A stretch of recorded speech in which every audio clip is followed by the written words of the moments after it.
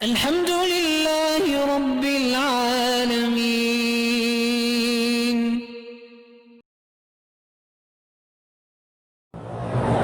صحیح حدیث مبارک میں آتا ہے کہ ایک صحابی تھے حضرت ابی مرثد. اچھا، ان کے والد کا نام بھی مرثد، ابی مرثد ابن ابی مرثد. بڑا بہادر جوان تھے. انہوں نے یہ فیصلہ کر رکھا تھا کہ جو مسلمان کمزور ضعیف مکے میں رہ گئے، مشرکین کے ڈر سے بیچارے ہجرت نہیں کر سکے، نکل نہیں سکے، وہ ان کو پیغام بھیجتے کہ بھی فلاں رات فلاں جگہ میرا انتظار کرو، میں تمہیں لے جاؤں گا. وہ آتا، وہ بندہ اس کو کندھے پہ بٹھاتے اور دوڑ کے نکل جاتے مکے سے. آگے پھر سواری ہوتی. اب دیکھو نا کتنا بڑا کام کر رہے ہیں کہ وہ قیدیوں کو مشرکین کی قید سے نکال رہے ہیں. ایک دفعہ تشریف لائے، فرماتے ہیں کہ چاندنی رات تھی، میں دیوار کے سائے پہ بیٹھا تھا. کسی زمانے میں ایک عورت اناق تھی، اناق بغیہ تھی، یعنی طوائف تھی. اس کے ساتھ میرا ناجائز تعلق تھا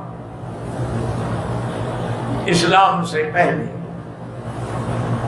وہ کہتے ہیں کہ اس نے دیکھا تھا کہ سایہ ہے، ایک بندہ دیوار کے قریب بیٹھا ہے، تو وہ بھی چلتی چلتی آ گئی.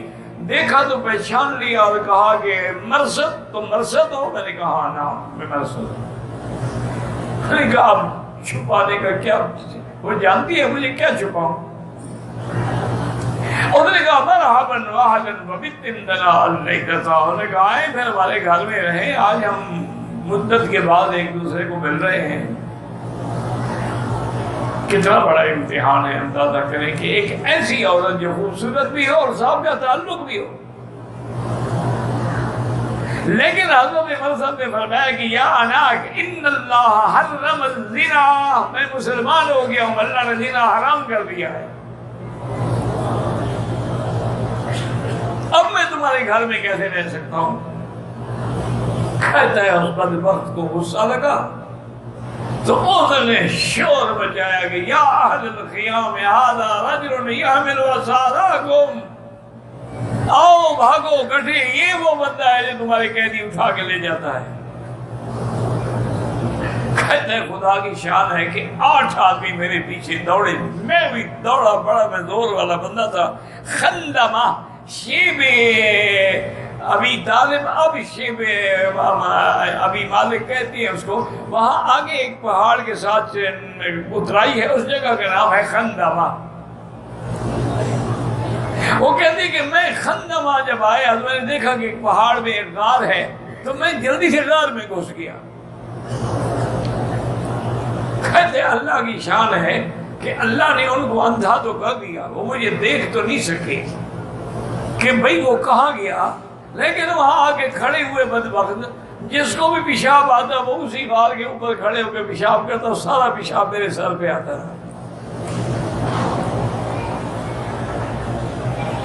کہتے اللہ عالم ان بدبخت سب کو ایک ہی وقت میں پتہ نہیں پیشاب آیا ہوا تھا یا کیا تھا کہ 8 آدمی پیشاب کرتے رہے، میں اندر چپ کر کے بیٹھا کیا کروں یہاں. وہ کہتی ہیں کہ اس کے بعد وہ چلے گئے، کہنے لگے کہ اس غار میں تو کوئی نہیں ہے. جب وہ چلے گئے تو میں بھی اپنے وعدے کا پکا تھا. اس بندے کو میں نے کہا تھا نا فلاں جگہ ہے، میں پھر اسی جگہ پہنچا، اس کو کندھے پہ بٹھایا لے کے پھر مدینے بھاگ گیا.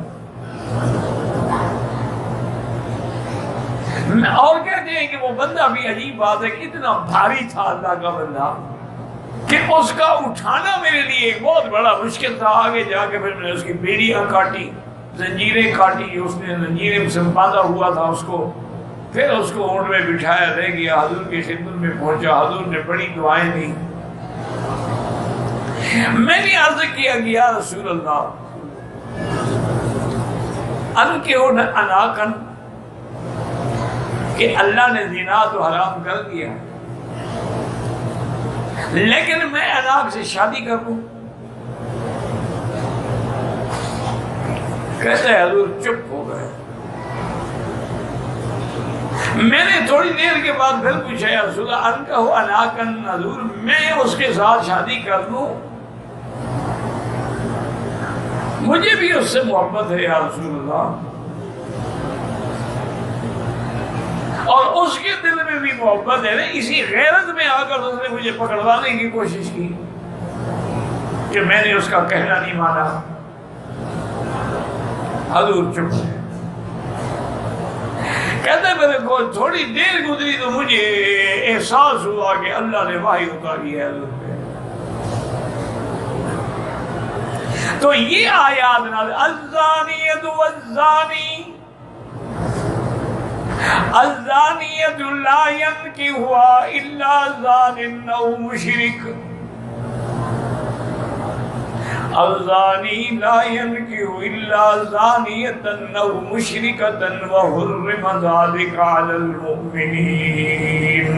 اللہ نے فرمایا زانی عورت زانی مرد کے ساتھ نکاح کرتی ہے، اور زانی مرد بھی زانی عورتوں کو ڈھونڈتا ہے۔ اللہ نے مومنوں پہ حرام کر دیا ہے کہ کسی زانیہ سے نکاح کریں۔ حضور نے فرمایا لا تنکحا مقصد اللہ نے منع کر دیا۔ بہرحال کچھ بھی ہو وہی زانیہ تو وہ ہے نا، تو زانیہ سے تو نکاح کرنا حرام ہے۔ تو حضرت مرصد کہتے، اب دیکھیں یہ آیت اسی قصے میں نازل ہوئی ہے، قصے مرصد میں، لیکن حکم قیامت تک یہی ہے کہ کسی زانیہ عورت سے آدمی نکاح نہ کرے۔ اور اسی طرح اگر کوئی آدمی فاسق ہے، فاجر ہے، زانی ہے، شرابی، کبابی، اس کو بھی کسی شریف لڑکی کے ساتھ نکاح نہیں کرنا چاہیے، نہ والدین کو ایسے آدمی کے ساتھ نکاح کرنا چاہیے۔ اب یہ آیات ایک قصے میں نازل ہوئی ہے، یہ حکم قیامت تک کے لیے ہے۔ اب ایک اور مسئلہ سمجھیں، حتیٰ کہ امام مالک اتنے سخت اور فرماتے ہیں کہ اگر کسی زانی عورت سے آدمی نے نکاح بھی کر لیا ہو لیکن قیامت تک وہ زنا کر رہے ہیں، جب اللہ نے فرمایا میں نے حرام کر دیا تو اس نے کیسے نکاح کر دیا؟ لیکن یاد رکھیں ایک مسئلہ اور ہے، یہ تو ہے نا کہ مطلقاً ایک زانی عورت ہے، جیسے طوائف ہے، اللہ معاف کرے، معروف ہوتی ہے دین ہمیں، ان سے نکاح نہ کریں۔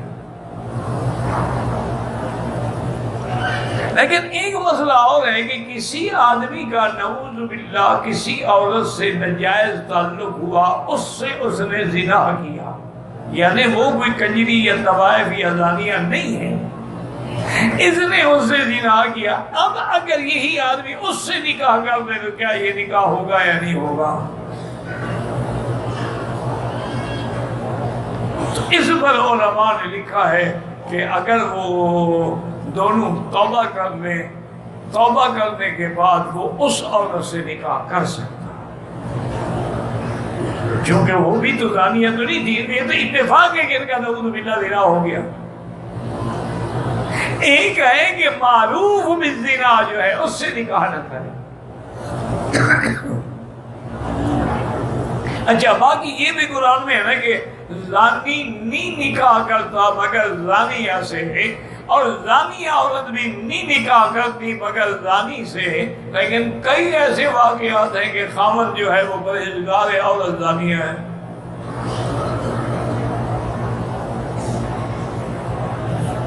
اور کئی ایسے واقعات ہیں کہ عورت پرہیزگار ہے، پابند صوم و صلاۃ ہے، شوہر زانی ہے۔ اب ایسے حالات میں علماء نے کہا کہ پھر یہ کیسے ہوگا کہ زانی تو بغیر زانیہ کرے؟ علماء نے کہا کہ اغلب حکم یہی ہے کیونکہ جنس کو پسند کرتی ہے، زانی عورت زانی مرد ڈھونڈتی ہے اور زانی مرد زانی عورت ڈھونڈتا ہے، لیکن اتفاق ہو جاتا ہے کہ کبھی شریف کے گھر میں غلط عورت آ گئی اور کسی شریف عورت کے پاس غلط شوہر آ گیا، یہ اتفاقات ہوتے رہتے ہیں۔